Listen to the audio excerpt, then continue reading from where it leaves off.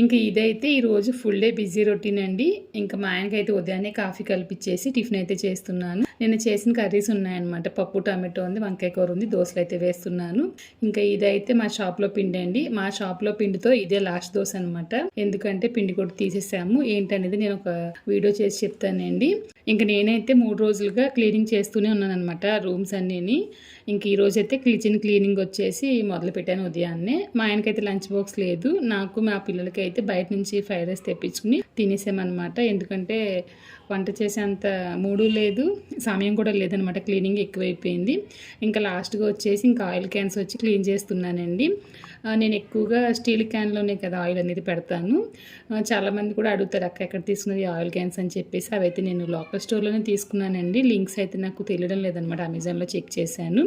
ఇంకేమేమి ఉంటాయి అక్క అని చాలామంది అడుగుతారు. కొన్ని జార్లు వచ్చేసి అందంగా ఉండడం కోసమే పెట్టానండి, నేను వేరే ఏం పెట్టను అనమాట.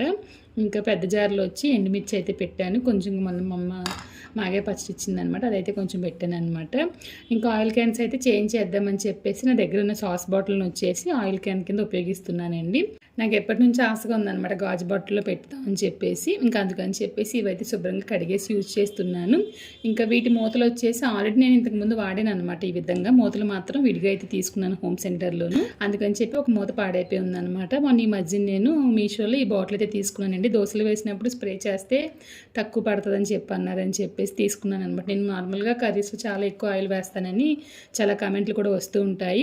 ఇక్కడ నేను చేసిన మిస్టేక్ ఏంటంటే ఈ ఆయిల్ స్ప్రే చేసే బాటిల్కి చిన్న నెట్ ఇచ్చాడనమాట. తెలియక దాన్ని చింపేసాను. మరి ఆయిల్ తక్కువ పడదా అని చెప్పేసి చూశాను, కానీ ఎక్కువైతే పడింది. నాదే మిస్టేక్ అది.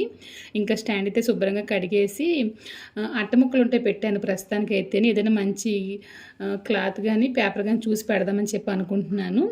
ఇంకా క్లీన్ చేసేసినవన్నీ పెట్టేస్తున్నానండి. జాడీలకు వచ్చేసి ఖాళీగానే పెట్టాను అనమాట. ఆయిల్ బాటిల్స్ అయితే జాగ్రత్తగా కేర్ చేయాలి ఉదయం పూట. కానీ ఈ విధంగా ఉపయోగించే మూత ఉంది చూసారు, ఆయిల్ చాలా తక్కువ పడుతుంది. నేను ట్రై చేశాను అనమాట. సో మళ్ళీ పెట్టాలనిపించి అయితే పెట్టాను. ఇంకా నెయ్యి అయితే ఒక చిన్న బాక్స్లోకి అయితే తీసేస్తున్నాను. ఊరు వెళ్ళినప్పుడల్లా నేను నెయ్యి తీసుకొస్తానమాట.